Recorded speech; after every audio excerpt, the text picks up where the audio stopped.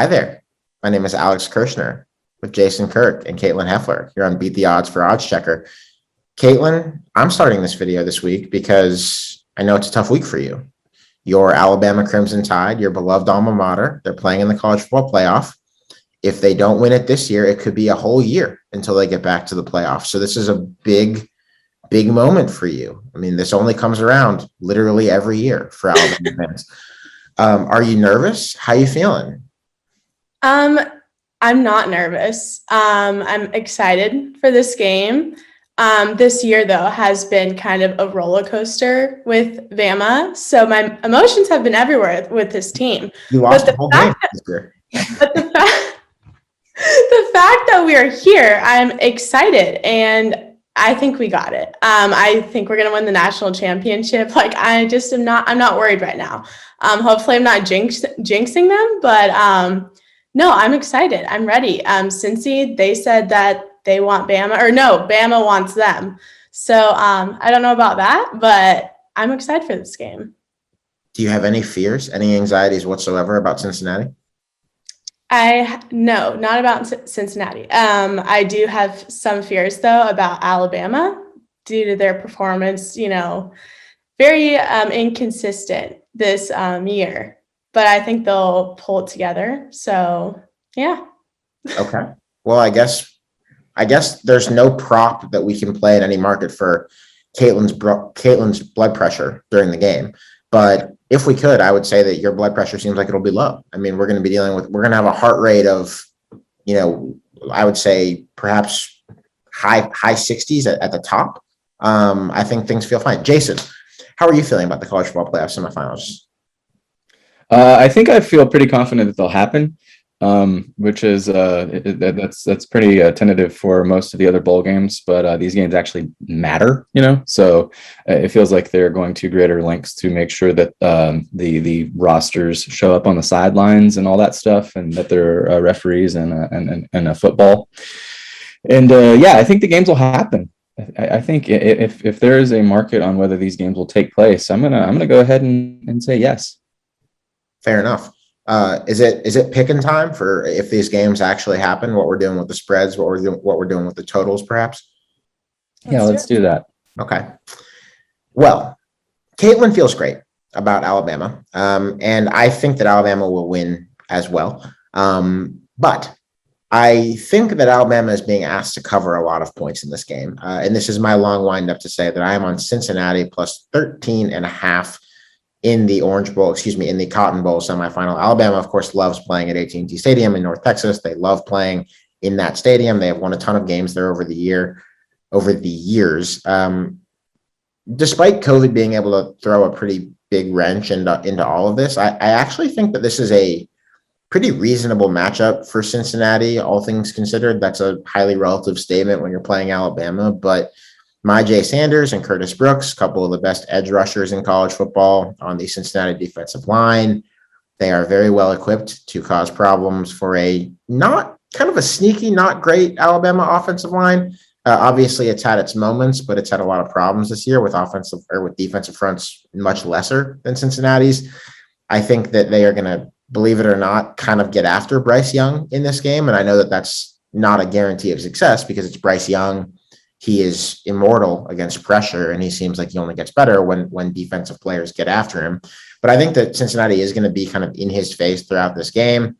I think that Alabama will find its offense, but I suspect that it's just going to be a good bit less than usual, especially given that John Mechie, one of their two sort of superstar wide receivers on this team, is not playing in this game. Tore his ACL in the SEC championship. Cincinnati has one of the best lockup man cornerbacks in the country, Sauce Gardner. I think if Gardner can handle Jameson Williams with some degree of singularity, doing it by himself without needing a ton of safety and linebacker help over the middle, then I really do think that Cincinnati can limit Bama's passing game weapons, which are a little bit less than usual. It's not like a few years ago when they had 4 NFL receivers on the field at the same time. And I think that they can prevent an offensive explosion from Alabama. It's not that Alabama won't score at all, but I also think Cincinnati kind of learns from some of the problems that Georgia had in the SEC championship. Georgia didn't lose that game because they didn't have enough talent. I think they lost that game because Nick Saban and Bill O'Brien and Bryce Young found holes in Georgia's defense and had guys running free. Luke Fickell is one of the best defensive minds in college football, head coach for Cincinnati. And I suspect that they will build on some of Georgia's failures and prevent that much open space from being there in this game. That's a long way of talking yourself into going against Alabama. A lot of people have gotten burned this way before. But I think there's the value there. And I think Desmond Ridder is not just going to hand Bama the ball twice in the second half in the same way that Stetson Bennett did in the SEC championship game. So Jason, Cincy, 13.5. That's where I'm making my bet. I like it. I will note it is still possible to find Cincy plus 14 out there, which I have. I'm with you there though. On the Cincy plus big number, it's a lot of points. Power ratings, the ones I trust most, have this more like 6 to 11 points. And you apply the Bama is scary tax, but Bama's only 7-6 against the spread this season. And if they have a comfortable lead in the second half, there is some incentive to take the foot off the gas a little bit with a national title game right around the corner. If Bama has a relative weakness, and when we're talking about Bama weaknesses, we are stressing the word relative. It's probably pass defense, which is a big strength for Cincinnati. So there is a good chance Bama can maintain let's say 13-point lead for the entire game. That'd be fine with me. How about you, Alex? That would be fine with me. Caitlin, I think that would be fine with you. So that could be a win-win-win. So I'm banking on garbage time passing touchdowns by Cincinnati, and I feel pretty good about that, honestly. Alex, was that your only pick on this game? That's my only pick, is going with Cincinnati to cover. But if you've got more, I'm all ears. One other I like is the under. 58. It's a pretty big number. Both teams tend to go under, have tended all year long.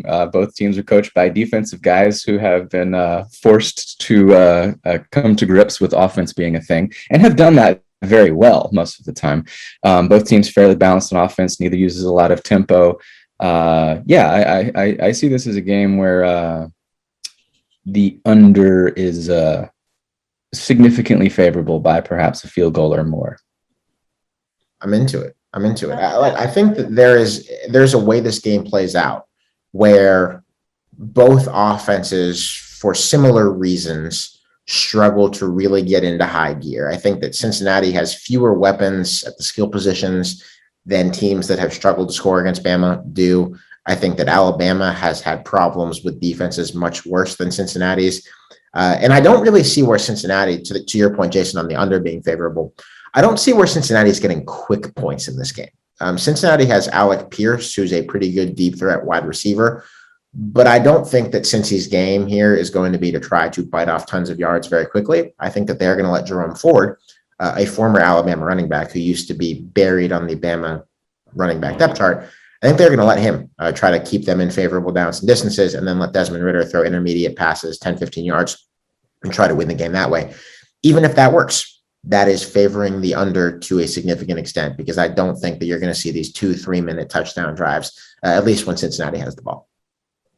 I mean, this game could go one of two ways. Either Bama's hot from the start and they just dominate, or they, start off super slow and they maintain that super slow, rhythm, I guess, throughout the entire game, and they win by only a few points. I could see it going either way based off of how they've performed this entire year. So I'm hoping it's hot from the start, but that's all I have to say. You can see it going either way, either Alabama winning by a lot or Alabama winning by a little. Unfortunately, that's what they've showed me this year. It's disappointing. Expectations are so high. It's so fun every week to come on here. And it seems tough to be an Alabama fan where you're concerned that you might only win by a little bit in a national semifinal. Yeah, I mean, that's tough. It's really tough. It's just we're here for you. Our sympathies and condolences as always. Yeah. Thanks for the support. All right. Well, I think that's all we have for this video, right? All right. Well, that's all that we have for this preview of this bowl game.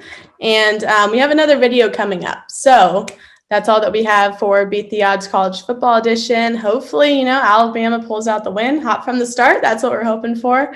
Alex and Jason, opposite side. But thanks for joining us, guys. We will catch you guys in our next preview of playoff game.